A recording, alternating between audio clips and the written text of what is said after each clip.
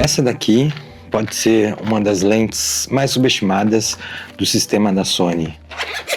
Por quê? Olha isso. Estojinho dela, super fofinho e tal. Seria bom todas as marcas fazerem um estojo desse para você poder pôr na sua mala tal, e tá protegido. Mas olha isso.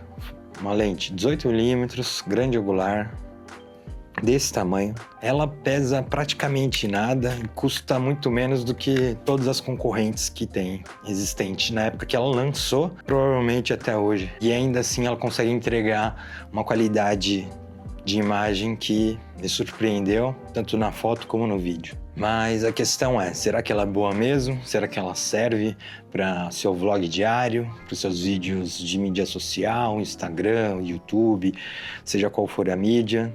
Ou ela serve para uma coisa mais séria como um trabalho profissional, alguma coisa que você precisa entregar para o seu cliente? Ou ela é só mais uma lente barata, custo-benefício, que o pessoal costuma exagerar demais na internet? E é isso, hoje eu vou testar a lente Samyang 18mm, 2.8. E vou contar toda a minha experiência de anos já que eu usei ela para trabalhos e vlogs e tudo mais.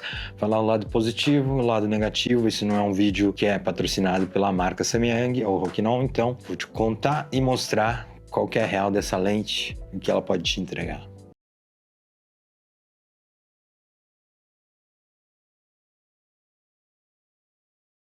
Para quem não conhece, a Samyang é uma marca coreana que ficou bastante conhecida lá fora por ser uma marca custo-benefício, né? Que ela entrega uma qualidade boa com custo bem mais em conta com relação às marcas principais. E nos Estados Unidos ela também é conhecida como Rokinon. Ela foi criada principalmente para o sistema full frame da Sony, que também atende o sistema APS-C da Sony, né? Mas o grande diferencial dela é isso aqui, é o tamanho dela, cara, olha isso. Se a gente pegar uma latinha para pôr em comparação, tipo, velho, sem a capa dela, ela é metade da latinha, quase a finura não chega tanto, né? Ela é ridiculamente pequena e pesa 145 gramas apenas. Então, se você usa ela com uma câmera Sony, que no geral já é bastante compacta, você ainda tem os modelos maiores dentro da Sony e os modelos mais compactos, né? Como Sony A7C1, Sony A7C2, ZV-1, A7 III até, FX3 e por aí vai. Essas até mais compactas com corpo de APS-C, ela vira praticamente uma point and shoot, que é aquelas câmeras compactas que o pessoal costuma usar para só mirar e fotografar e guardar de volta, sabe? Ou você carrega ela num strap, numa correia, né, de câmera, você anda para ela com sua câmera para lá e para cá, e ela não, você não sente aquele peso de uma lente pesada e grande, né? Pelo contrário, né, só você não sente nada, como se não tivesse nada acoplado na sua câmera ali. Só que o detalhe é que ela te entrega numa câmera full frame, uma imagem full frame, muito melhor do que seria numa point and shoot, né, de mirar e atirar, fotografar, como aquelas compactas que não tem lente para trocar. Então vamos para a construção dela. Ela não é nenhuma lente G Master ou G, né, da categoria da Sony, mas não é essa a proposta dela também. E visualmente ela é bem minimalista, né, bem pequena, simples, construção simples e compacta e discreta, né. Ela não tem nenhum botão,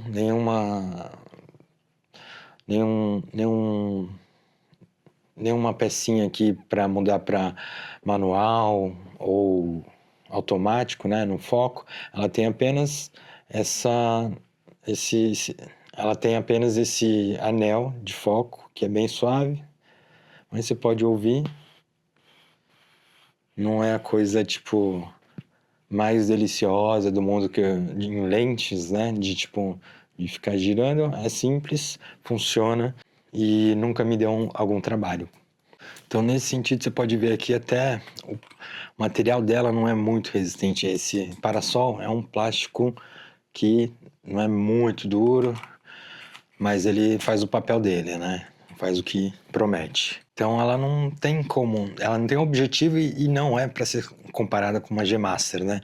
Tanto pelo preço, pela categoria, mas por outro lado ela também te entrega uma ótima qualidade e custo-benefício por 1/3 do que seria uma lente top G Master, entendeu? Ela usa o filtro de 58mm, então você pode pôr seus filtros, NDs ou algum outro tipo, se você usa para vídeo ou para foto. O que é diferente de várias outras outras lentes ultra-wide, que normalmente você não consegue pôr um filtro na lente na frente, né?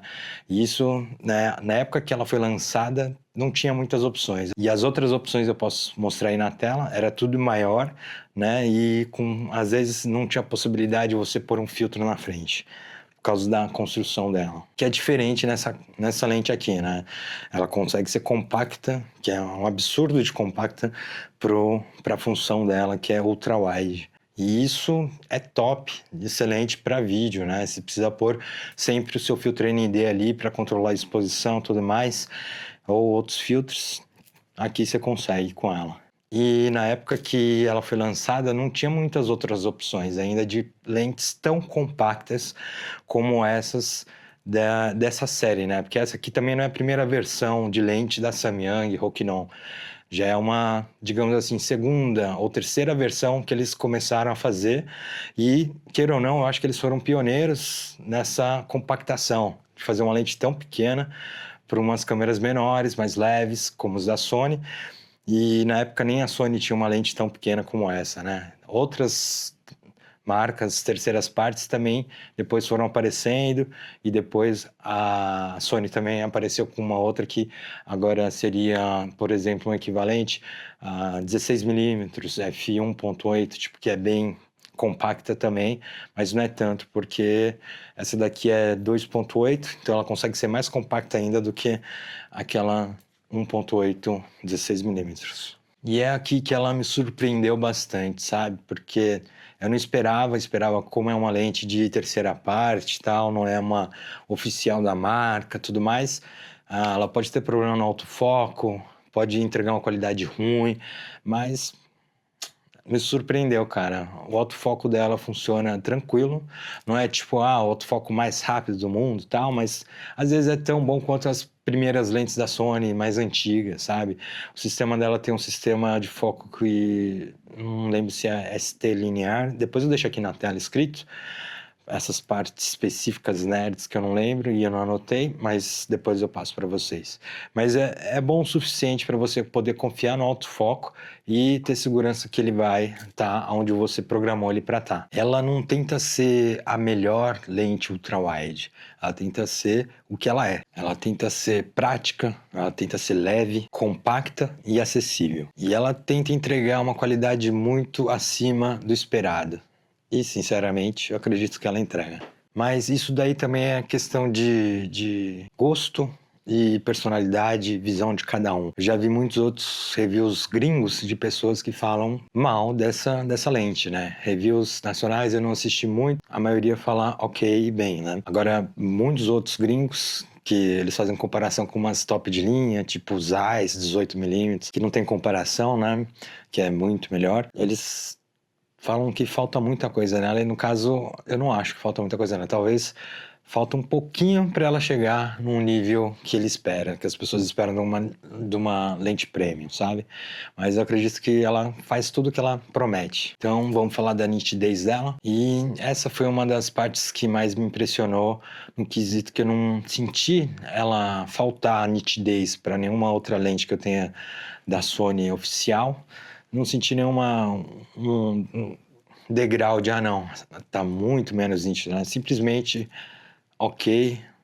Não diria ser também a lente que eu falei, essa é a lente mais nítida que eu já fotografei e eu filmei. Mas ela é boa o suficiente pro tamanho dela. E ela é nítida principalmente no centro, né? Nas bordas, assim, não vai ter a mesma nitidez que nem no centro. Eu vou até mostrar algum teste que eu tenha feito aí, pôr na tela para vocês verem. Mas para mim, no meu caso, para as coisas que eu filmo e fotografo e trabalho, não preciso dessa nitidez de ponta a ponta, tá ligado? E tipo, ah não, eu vou filmar, vou ter uma coisa nítida bem aqui no cantinho do frame, que isso precisa estar super nítido, entendeu? Então, depende para cada um ali, né? Mas mesmo nos cantos daqui da tela, eu acho que ela segura bem a nitidez, sabe? Não é uma coisa vintage, assim, né? Tão diferente ali. Mas vários testes, tal, que eles fazem, aqueles testes nerds, tal, total, mostra que ela é nítida em todo o campo, né, do frame, né? Não só no centro, tal, assim. E acho que pode variar, às vezes, de uma cópia para outra também. É uma coisa que eu posso reiterar aqui, por ser uma lente de terceira parte, nem sempre todas as cópias têm a mesma qualidade, sabe? Esse é um risco que pode ser algum lado negativo, né? E olhando na prática, assim, no uso, no trabalho, no vídeo, na foto, nunca me deixou a desejar, nem o cliente também fala, não, essa imagem aqui não tá boa, tá ligado? Pelo contrário, todas que eu usei ela deu uma perspectiva diferente, porque eu tava filmando e o cliente sempre aderiu tranquilamente. Vamos falar então da distorção e aberração dela, né? Tem as aberrações cromáticas e tudo mais. E claro, por ela ser ultra-wide, existe alguma distorção, né? Mas pelo que eu já experienciei e tudo, ela é bem controlada. Às vezes mais controlada do que várias outras que eu já usei, zoom, sabe? E as correções que existem dentro das câmeras Sony e tal, você põe lá, tô usando uma lente 18mm e tal, elas fazem umas correções automáticas que já praticamente limpa tudo. Não só dentro da câmera, né, mas também no seu editor. Se você usa o Lightroom, por exemplo, como foto, você tem lá o perfil desse tipo de lente para você poder tirar essas distorções que forem muito aparentes para você. E para mim, ela me surpreendeu também nessa parte da distorção, porque normalmente, se você põe as pessoas com essa lente no canto, você vê muita distorção, tal. Com outras lentes ultra angular, ultra wide, tal, você vê bastante distorção. Ou quando você faz um pan, quando você faz uma filmagem, tal, mostrando assim de lado, você consegue ver às vezes muita distorção de um ambiente para o outro. E ela me surpreendeu nessa parte de que ela não aparenta tanto, e principalmente na foto. Na foto, meu, quando você vai fotografar, por exemplo, o exemplo de uma pessoa que fotografa casamento, está na hora da pista lá e quer pegar aquele momento que tem uma galera, muita gente, tal, quer dar aqueles efeitos e tudo mais.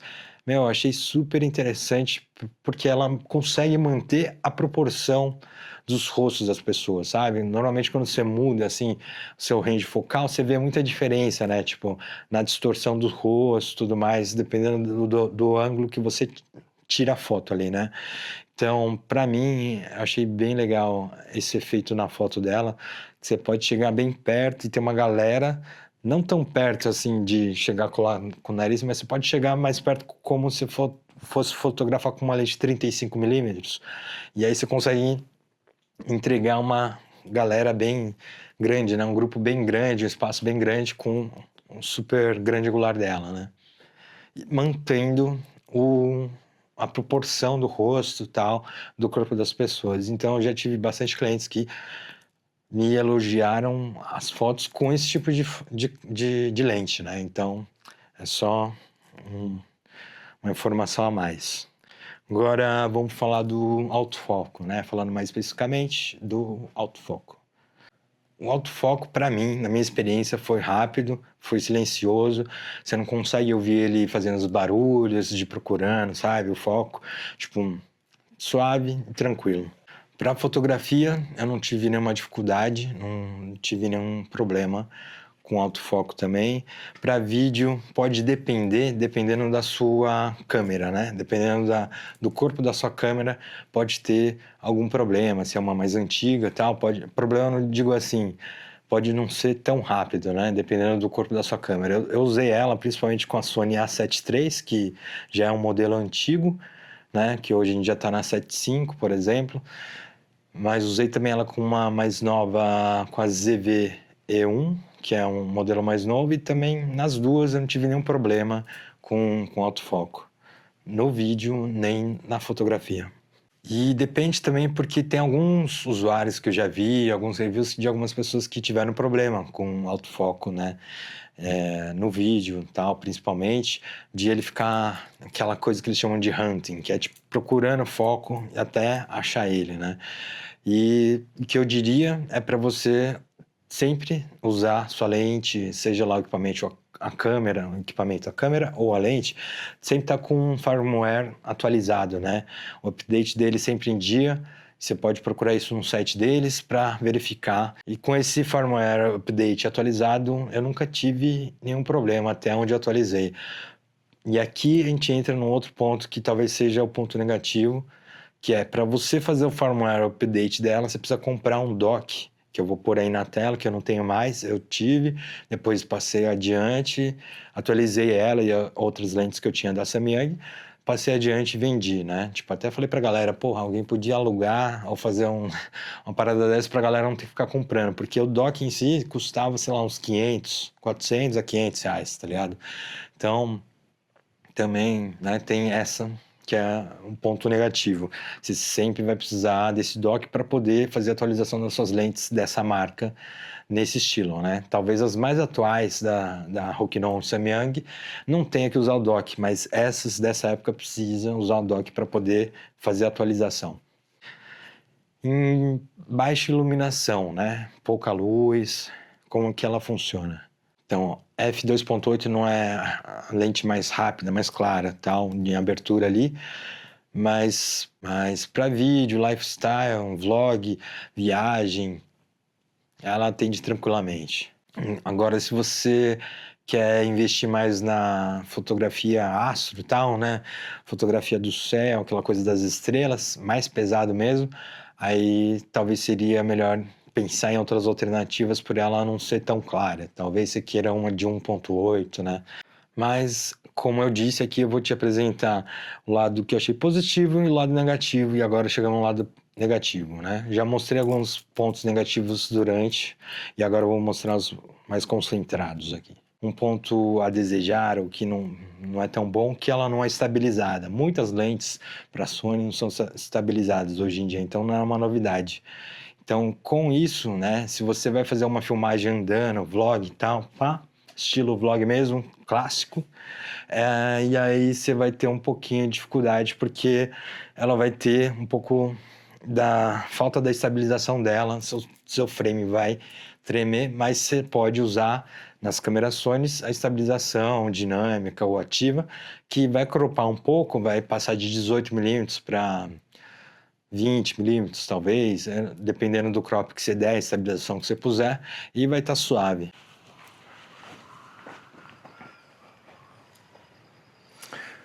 Então aqui, galera, a gente tem um exemplo de um focal range aqui de 35mm e dá uma olhada aqui nas partes do canto da frame, o quanto que está incluindo. Está incluindo até um poste ali, um outro poste ali. Agora eu vou trocar para 18mm e a gente vai ver a diferença que dá para uma grande angular, né? Super grande angular. E aqui a gente está na mesma posição que a gente estava, a câmera está na mesma posição, você consegue ver aonde tinha um poste ali, você consegue enxergar mais, e pro lado de lá também você consegue enxergar mais. Então você consegue incluir muito mais espaço no seu frame do que com uma lente normal, né? Então, se você está segurando, vou fazer um teste de vlog logo mais, aqui tá cheio de mosquito, mano, final de tarde, aquela coisa. Mas você vê a diferença que dá de uma lente normal para uma grande angular, para uma super grande angular, no caso dessa 18mm. E é isso que ela entrega de espaço. Você pode ver a distorção no canto aqui, ela vai dar uma distorcida, uma esticada, vai, mas não é tanto como eu já vi em outras lentes, sabe? Então normalmente você vai querer compor com o assunto principal no meio do seu frame, né? Total. Mas a distorção não é tão grande e nem tão absurda assim. Se eu vier aqui pro canto, você consegue ver. Pro outro canto aqui também. Então, essa é a 18mm. Então, vamos fazer o teste com um tripé aqui, um mini tripé. Dá o lance, vamos ver. Então, agora no teste vlog, vamos ver. Então aqui a gente está fazendo o teste com a câmera ZV-1, que é uma full frame, né? Então aqui a gente está fazendo o teste com a câmera ZV-1, que é uma full frame, com a lente 18mm, sem nenhuma estabilização, num tripé, com braço esticado total. Você consegue ter tudo isso de frame. Se você quer usar ele um pouco mais curto aqui para não ficar doendo o braço, ficar esticado toda hora, com o braço dobrado ele fica nessa altura mais ou menos aqui. E é isso que você consegue ter no frame sem estabilização. Agora a gente vai pôr uma estabilização um pouquinho melhor, eu vou falar outro nome aqui, e aí você vai ver o tamanho do crop que dá. Estabilização standard, mudou muita coisa, não sei. Acho que ela cropa quase nada, assim, bem pouco. E ela também estabiliza não muita coisa, mas o suficiente para tirar os tremores maiores ali. Vamos para a próxima estabilização com essa lente. Agora na estabilização ativa, Active Stabilization, a estabilização ativa agora. Você pode ver que ela cropou um pouco mais, eu perco um pouco do espaço em volta aqui, mas a gente tem um pouco menos de tremor assim nas paradas, que nem esses postes aqui atrás, você consegue ver quanto eles vão estar tremendo para o lado, para o outro. Pro lado pro outro não, porque sou eu que faço isso, né? Mas, tipo, aquelas tremuras bem ruim de se assistir, né? E vamos mudar para a próxima estabilização, que vai ter um crop maior, mas a estabilização vai ser melhor ainda. Vamos ver. E essa aqui é a dinâmica ativa. Dynamic Active. Estabilização dinâmica ativa. Ela cropa bem mais aqui, né? Então ela cropa bem mais, você vê que você tem muito menos de quadro ali em cima, em volta. E se eu ficar na mesma posição que eu estava com as outras, fica mais ou menos essa. Você vê que, né, meu cabeção aqui já é grande, ocupa mais ainda a posição aqui do frame todo. Então esse é um dos problemas que eu encontro com a 18mm, que se ela fosse um pouquinho menos, tipo 15 ou 16mm, aí sim você conseguia pôr esse crop, essa estabilização e ter uma imagem maior ali, entende, para você. Mas para filmar os outros assim é de boa, e se você usar ele um pouco mais esticado aqui assim, você consegue ter mais espaço, caso você queira mostrar alguma coisa da paisagem, algo do tipo assim. Mas a estabilização, no caso, que é no caso da melhor estabilização na câmera aqui e na Sony, né, hoje em dia é de boa, tá ligado? Então, vamos falar agora aqui sobre a experiência real usando ela, né? Tipo, o que ela conseguiu me entregar e o que ela não conseguiu entregar, né? Foi talvez uma falha. Então, um dos negativos é que ela não tem aquele weather sealing, que é tipo aquela proteção contra poeira e pingos, tal, chuva. Ela não possui aquela proteção contra, né, tipo, ambientes chuvosos, molhados, poeira e tudo mais, tal. Esse é um ponto, né? Então vamos falar agora do flare. O flare dessa lente eu não achei nada demais, assim, tipo, não é um flare que fala, puta, não, esse flare é lindo e tal. Ok, tá ligado? Mas para quem não gosta da lente dando esses reflexos, o flare você tem o parasol, né? Que você põe aqui na lente e ajuda, né, para você não ter o flare, ou você põe alguma outra proteção maior para você proteger de qualquer flare. E para quem que essa lente é? Para quem que essa lente faz sentido investir e adicionar no seu arsenal, né? E essa lente aqui faz muito sentido para alguns tipos específicos de criadores. Exemplo 1, vloggers, quem precisa se filmar, fazer seu próprio conteúdo e tudo mais, porque a 18mm é grande o suficiente para você conseguir mostrar bastante sobre você junto do ambiente, sabe? E ainda assim sem dar a distorção no rosto do que uma mais ultra wide, super grande angular, daria uma distorção estranha no rosto. Então, bem boa para isso também. Para viagens também serve bastante. Para street photography, que é aquela fotografia de rua e tal, meu, é excelente para quem curte esse tamanho mais ultra-wide, né? Essa visão, esse campo de visão. E aí, pensando que ela é uma lente fixa, né? Prime, que ela não é uma lente zoom, tem essa restrição, né? De você só ter um range focal de 18mm. Mas se você usa uma câmera que usa o modo APS-C, se ela é uma full frame que usa APS-C, você consegue mudar de 18mm, você põe em modo APS-C e ela vira uma quase 24mm, 25mm por aí. Então, você consegue ter uma flexibilidade maior com as câmeras full frames na hora de fazer o vídeo ou a fotos também, né? Para gimbal, eu acho que ela é excelente também, tá ligado? Você põe, o gimbal não vai sentir nada com o peso mínimo dela e fica perfeita. Para arquitetura, é grande angular o suficiente para você conseguir mostrar, né, o ambiente. Você vai entrar num quarto, mostrar um quarto de hotel, qualquer coisa do tipo assim, da arquitetura. Você consegue, né, ainda fazer seus vídeos com ela. Normalmente, o pessoal dessa área que é ainda mais grande angular, tá ligado? Mas eu digo que ela ainda assim é cabível, tá ligado? Normalmente o pessoal gosta de uma 14mm para isso, ou por aí, ou mais, ou 10 até, mas 18mm eu acredito que ainda assim serve para esse propósito também. E muita gente compra essa lente para isso, para ser aquela lente de todo dia, que você acaba usando, deixando ou sempre na sua mala, ou sempre na sua câmera, e tá carregando porque ela é tão pequena, cara, que você não vai sentir na sua mochila, tipo, não, um peso a mais, porra, tá pesando muito, ou não, tá ocupando muito espaço. Nada. Então, ela vale a pena? Se você quer uma lente ultra-wide, compacta, leve, extremamente portátil, com uma boa nitidez e um ótimo custo-benefício, acho que sim, muito. Principalmente se você produz conteúdo. Para mim, o diferencial dela, o grande diferencial dela não é a qualidade, não é a mais top de todas as qualidades.